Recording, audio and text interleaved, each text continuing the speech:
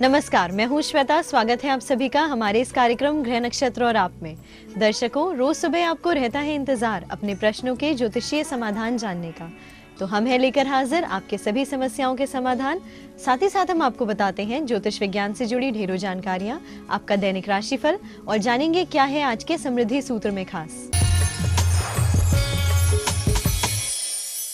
आइए शुरुआत करते हैं अपने इस कार्यक्रम की और सबसे पहले जानते हैं आपका दैनिक राशिफल। आपका दैनिक राशिफल बताने के लिए रोज की तरह हमारे साथ मौजूद हैं आचार्य राजेश जी। आचार्य जी, आपका बहुत बहुत स्वागत है हमारे इस कार्यक्रम ग्रह नक्षत्र और आप में। नमस्कार।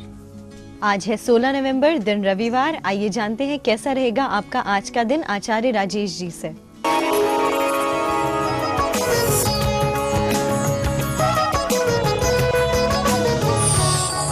आइए दैनिक राशिफल का शुभारंभ करें प्रातः काल के पंचांग से।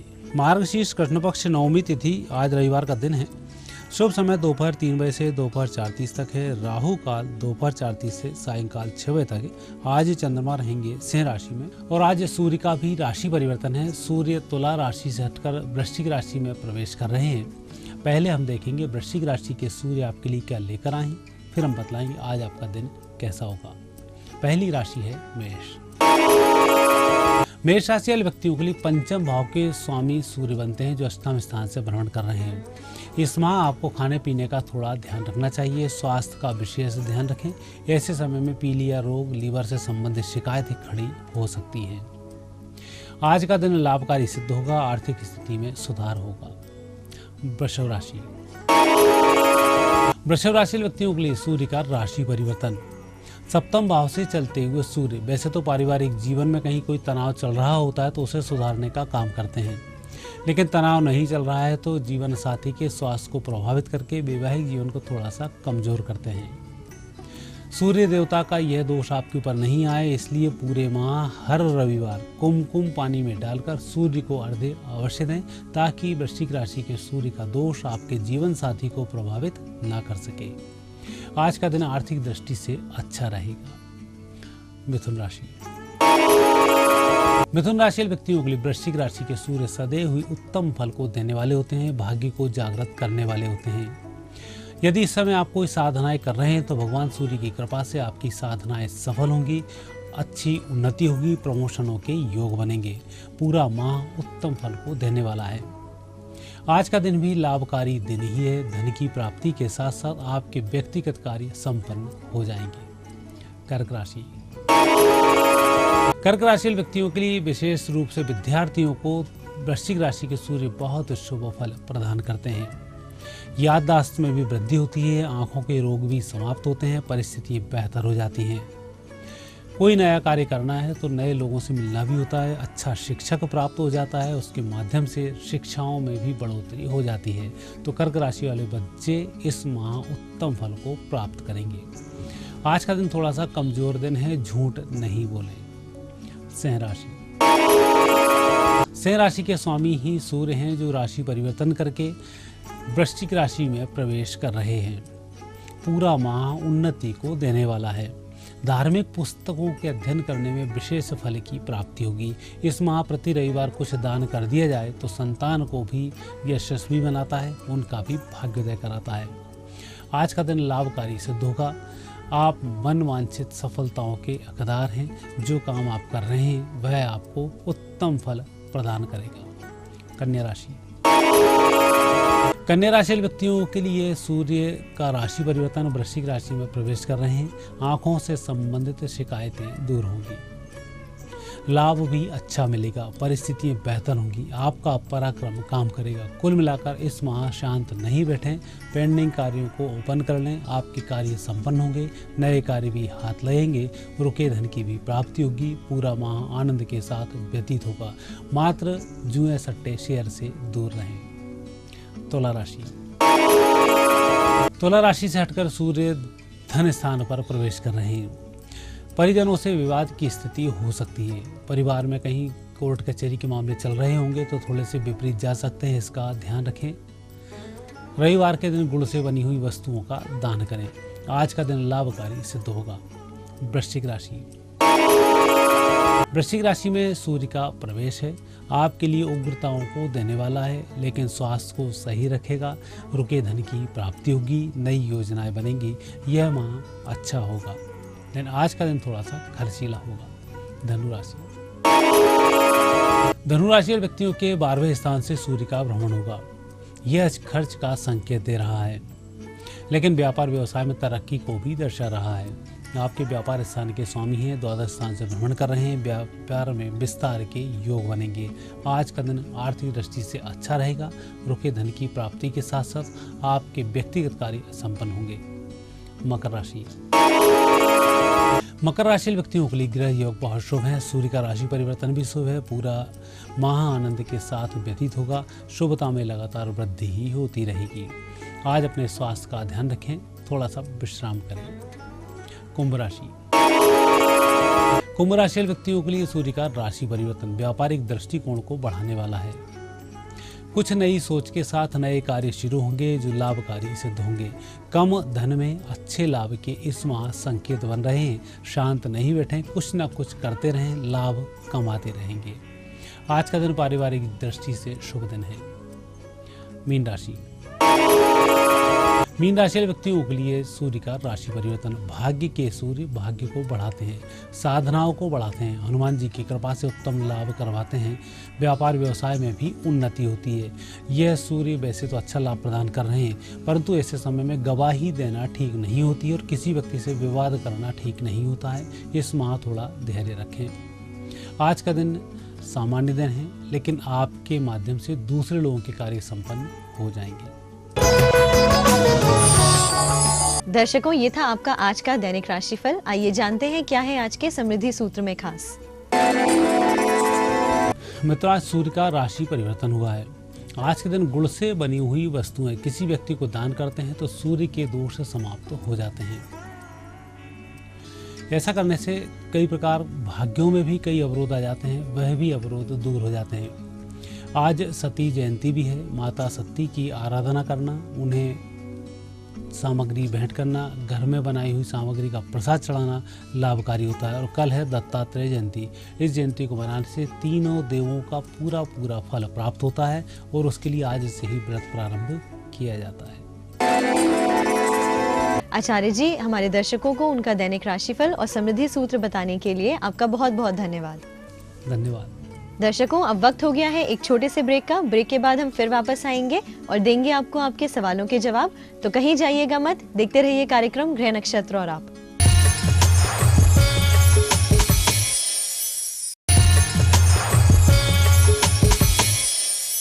ब्रेक के बाद स्वागत है आप सभी का हमारे इस कार्यक्रम गृह नक्षत्र और आप में। और अब वक्त हो गया है आपकी समस्याओं का ज्योतिषीय समाधान बताने का। आपकी समस्याओं का समाधान बताने के लिए आज हमारे साथ स्टूडियो में मौजूद हैं प्रख्यात नक्षत्र गतान्वेषी डॉक्टर शंकर चरण त्रिपाठी जी। गुरुजी, आपका बहुत बहुत स्वागत है। प्रणाम। गुरुजी, आप हमारे दर्शकों को बताइए कि चंद्रमा एक है या एक से अधिक? एको अहम द्वितीयो नास्ति। विज्ञान में आपने पढ़ा होगा, जनरल नॉलेज में आपने पढ़ा होगा, Neil Armstrong was the first man to land in the moon scape. पहला आदमी नील आर्मस्ट्रांग जो चंद्रमा पर अपना फतेह किया, झंडा फहराया, यहाँ तक आपको। लेकिन हम आपको कुरुक्षेत्र के गीताकालीन युग कृष्ण के मुख से उद्धरित गीता इस बात का साक्षी है कि नक्षत्राणाम अहम शशि, 11 चंद्रमा हैं और 11 चंद्रमा में शशि नाम का चंद्रमा ये 9वां चंद्रमा है, जो नक्षत्राधिपति है, जो गज केसरी योग से युक्त है, जो पुष्य को अपने साथ रखता है और यही देवताओं के आभूषण का मूल केंद्र बिंदु है। धीरे धीरे करके वेदों की, ऋचाओं की, स्मृतियों की, उपनिषदों की गई व्याख्या और उनके द्वारा दिए गए शास्त्रोक्त प्रमाणों के आधार पर विज्ञान द्वारा भेजे जाने वाले रोबोट या रॉकेट या प्रक्षेपास्त्र अब ये धीरे धीरे बताने में सक्षम होने लगे हैं कि एक चंद्रमा के अलावा अन्य ग्रहों में भी चंद्रमा है।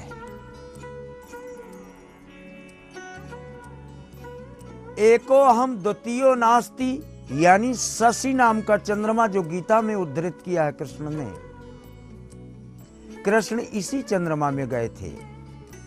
इसी चंद्रमा का बेटा बुध क्या होगा बेटा? मेष। मेष में सूर्य क्या होता है?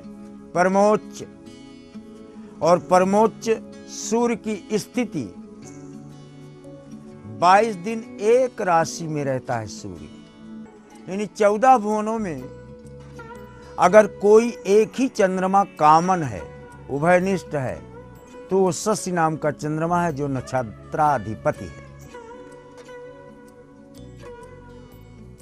इसको यूं समझ लीजिए जैसे उत्तर प्रदेश पुलिस या किसी राज्य की पुलिस या किसी देश की पुलिस, सब लोग एक ही एम्ब्लेम लगाए रहते हैं कि ये इस प्रदेश के हैं, लेकिन इनका एक जो हेड होता है वो सारे एम्ब्लेम धारण करने वाले अन्य कर्मचारियों और अधिकारियों को नियंत्रण करना, स्पंदन का ध्यान रखना, दोनों कार्यों को पूर्ण करने में अधिकृत होता है।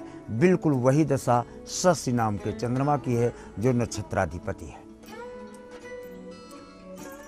अन्यथा आगे विस्तार से आपको ग्रहों पर बताएंगे कि मंगल में भी चंद्रमा की स्थिति है, शनि में भी चंद्रमा की स्थिति है, सूर्य में तो चंद्रमा की स्थिति है ही, क्योंकि सूर्य की ही ऊर्जा को लेकर वनस्पतियों के पोषण के निमित्त, औषधियों के उन्नयन के पालन पोषण के निमित्त ये चंद्रमा 11 महीनों में बदलता रहता है। जैसे आपको ये भ्रम है कि सूर्य एक ही है, नहीं, ये 12 महीनों के नाम जनवरी, फरवरी, मार्च, अप्रैल, मई, ये सूर्य के नाम है।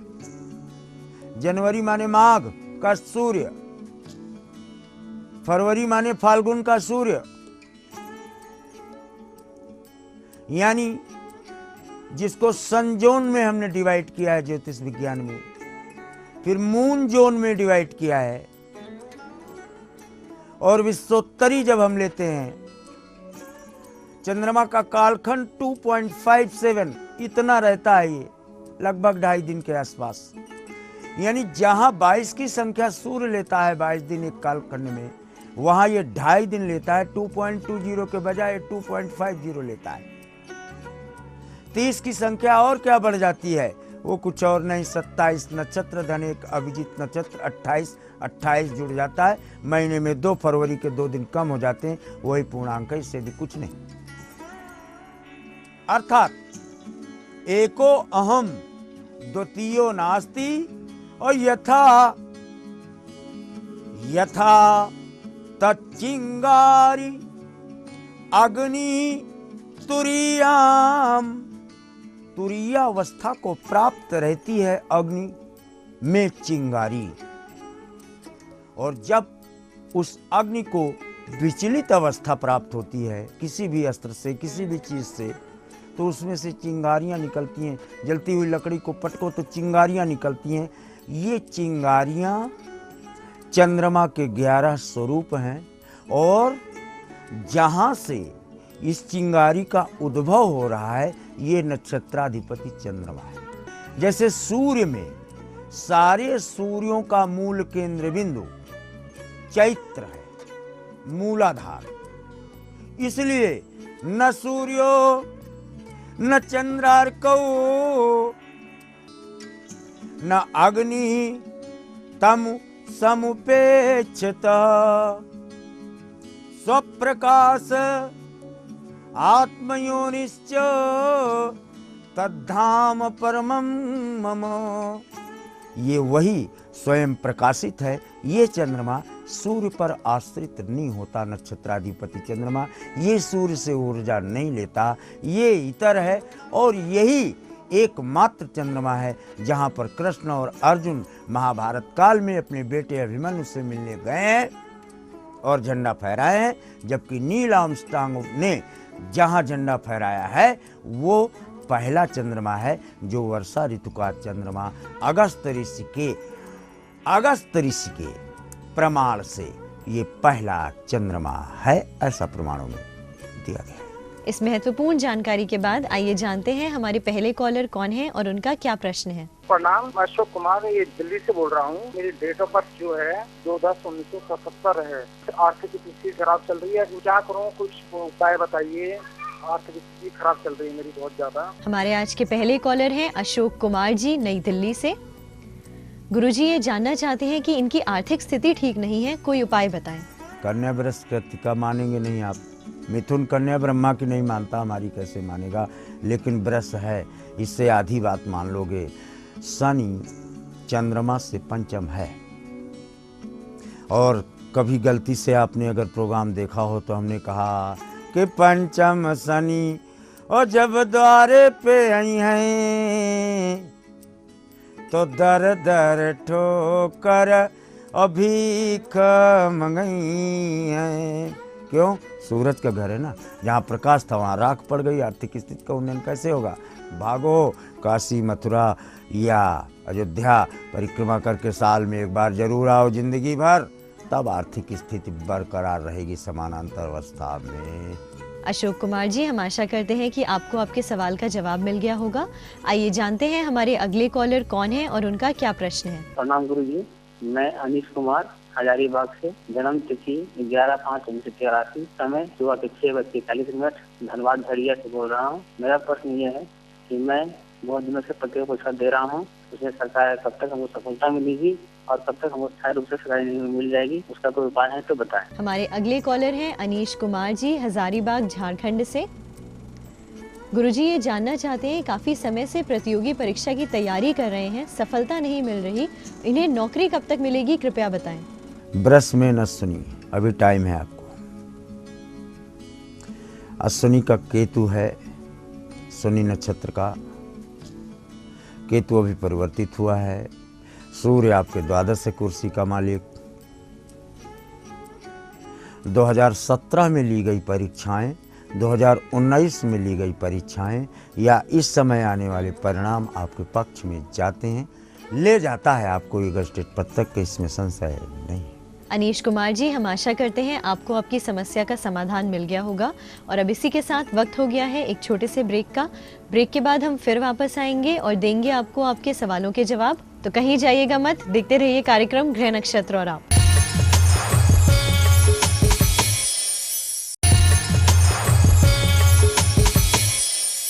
ब्रेक के बाद स्वागत है आप सभी का हमारे इस कार्यक्रम गृह नक्षत्र और आप में। आइए जानते हैं हमारे अगले कॉलर कौन है और उनका क्या प्रश्न है। गुरुजी नमस्कार, मैं उमा शंकर शर्मा जयपुर से, जयपुर राजस्थान से बोल रहा हूँ। मेरा date of birth 1965, Ratangarh Churu Rajasthan का है। मेरे को सर यूरिन इन्फेक्शन बार बार होता रहता है, तबीयत ठीक नहीं रहती है, कृपया कोई ज्योतिषी उपाय बताएं, धन्यवाद। हमारे अगले कॉलर हैं उमा शंकर शर्मा जी, जयपुर राजस्थान से। गुरुजी ये जानना चाहते हैं कि इनका स्वास्थ्य ठीक नहीं रहता, कोई ज्योतिषीय उपाय बताएं। मिथुन वृष रोहिणी, चांदी की थाली खरीद सकते हो तो ठीक है, वरना एक फूल धातु आती थी, उसकी थाली खूब चमका कर इसी में भोजन किया करो। तो देखो, जब मूलाधार चक्र जब व्यतिक्रम में आता है तो नाभि के नीचे और गुप्तांगों के ऊपर का भाग ये व्यतिक्रम में आ जाता है। व्यतिक्रम में आने पर फिर इन्हीं अंगों में संकट जन्म लेने लगते हैं। अनुलोम विलोम बाबा रामदेव जी का देखते हो, वो करो, और फूल की थाली या चांदी की थाली में ही भोजन करो तो तत्काल लाभ आपको देखने को मिलता है। उमा शंकर जी, हम आशा करते हैं आपको आपके स्वास्थ्य से संबंधित जानकारियां मिल गई होंगी। आइए जानते हैं हमारे अगले कॉलर कौन है और उनका क्या प्रश्न है। पंडित जी प्रणाम, मैं हिमांशु त्रिपाठी बोल रहा हूँ कानपुर से। मुझे अपने भाई के संदर्भ में आपसे प्रश्न पूछना था। मेरे भाई का नाम अवधेश मणि त्रिपाठी है, जिसका जन्म स्थान उसका उत्तर प्रदेश है और जन्म तिथि 31 अगस्त 1983 है को 12:35 है। तो मुझे उनके संदर्भ में ये करना था, अपनी उम्र गुजर जाने के बाद भी उसका शादी नहीं हो पा रहा है, तो कृपया मार्गदर्शन दीजिए पंडित जी। हमारे अगले कॉलर हैं हिमांशु त्रिपाठी जी, कानपुर उत्तर प्रदेश से। गुरुजी ये अपने भाई के बारे में जानना चाहते हैं कि उनकी शादी में बहुत विलंब हो रहा है, उनका विवाह कब तक होगा, बताएं। मिथुन वृष कृत्तिका राहु के साथ चंद्रमा द्वादश है। एक बार चंद्रमा ग्रहण लगाता है, एक बार आंख में धुआं लगता है और मिर्च लगता है तो आंसू बहने लगते हैं। और यहाँ जीवन भर के लिए ग्रहण बना करके जन्म लिया है। ये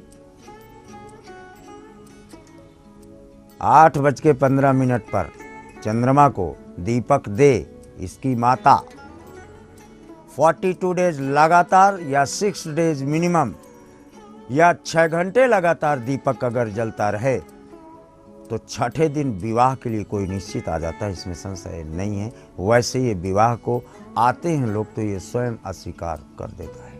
हिमांशु त्रिपाठी जी, हम उम्मीद करते हैं कि आपको आपके भाई से संबंधित जानकारी मिल गई होगी।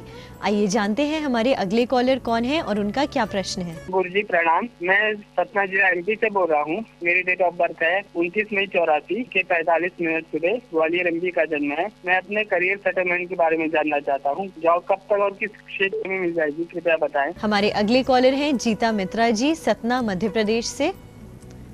गुरुजी ये जानना चाहते हैं कि इन्हें नौकरी कब तक मिलेगी और किस क्षेत्र में मिलेगी, कृपया बताएं।